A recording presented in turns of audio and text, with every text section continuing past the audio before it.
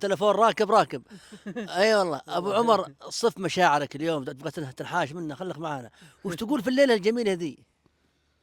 والله أول شيء نقول الله يحييكم في محلكم طبعا، أبو سعود والدكتور جمعان والأخوان كلهم يعني، وأبو محمد عمير الرقاص، يعني مشرفينا اليوم، والله يحييكم ونسعد بكم صراحة جميعا. وهذه يعني جمال الليالي هذه اللي هي البرد اللي مع شبة النار والدلة والسمر مع الأخوة يعني، وبنسمع إن شاء الله من العلوم الزينة والقصائد الجميلة إن شاء الله من الأخوان، ما يسر الجميع إن شاء الله. شكرا لكم، وانت ما شاء الله فوق 16. ما يحتاج. الله يعطيك العافيه، يعطيك بالخير. مساك الله بالنور. ابو مالك امسك المايك اول شيء، انا مالي دخل، انت مشتي. صف لي شعورك مع الجمال اللي قدامك. يلا ابو مالك. الله يعلي شانكم ويعافيك ويبارك فيك. اولا حي الله الجميع في محل ابو انس، بارك الله فيه. سعدنا والله بلقياكم، بالجلوس معكم، وكذلك نشكر والله ابو سعود على استضافته اليوم، الله يرفع قدره ويعلي شانه. وسعدنا والله بالجميع عموما. وهذه الخيل لا تأتي إلا بخير. وفي اللغة كما هو معلوم باب اسمه الإبدال، فمن الإبدال الراء واللام، دائما يقولون الإبدال بينها مستمر، وهي الخيل والخير، فهي مجتمعة سبحان الله. ونسأل الله أن يوفقكم جميعا ويبارك فيكم، وسعدنا والله بلقياكم، وعافاكم الله وبارك فيكم. الله يبقيك، شوفك متجمد. لا لا بشر. ولو انك في القطب الشمالي يا شيخ. طيبة. سكوتك ذا يخوف. لا لا ما عليك. ابو فيصل الله يحييك من خلال مؤسسه رمز الاعلام. ابو فيصل خش في الموضوع، كيف شفت الجمال؟ كيف شفت لابس 18 بشت ما شاء الله تبارك الله الرجال. عليك الامور طيبة. تفضل يا ابو الله يحفظك. بسم الله الرحمن الرحيم، الحمد لله رب العالمين، والصلاة والسلام على أشرف الأنبياء والمرسلين نبينا محمد وعلى آله وصحبه أجمعين. أول شيء الله يحييكم في مقر الخيل، في مقر أخونا أبو أنس. وأبو أنس طبق بيت الشعر اللي يقول: يا ضيفنا لو زرتنا لوجدتنا نحن الضيوف وأنت رب المنزل.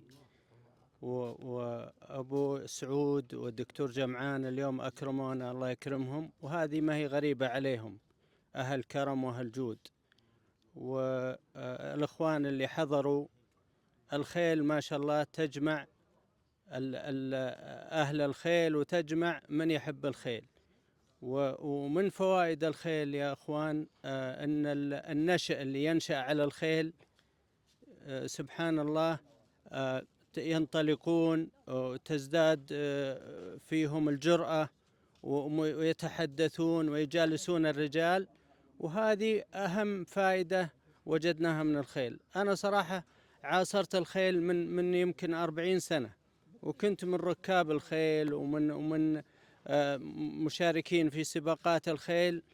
وسبحان الله ما تشعر بلذة الخيل إلا عندما تنتصر، عندما تنتصر في سباق أو تفوز، فعلا تحس أن الخيل لها قيمة في المجتمع.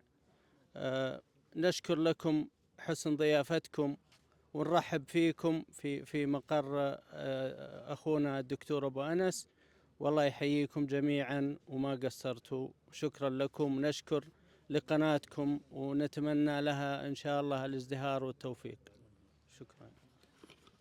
عمير الصوت الجميل، ابو محمد انعم واكرم. ابو محمد يقولون صوتك جميل اول شيء، وشيخ تعطينا واحد هنا قازي عشان. لا ما عندنا قاعد، لكن لعلنا إن شاء الله بسم الله. نشارك الأخوان. أولا الحمد لله والصلاة والسلام على أشرف الأنبياء والمرسلين.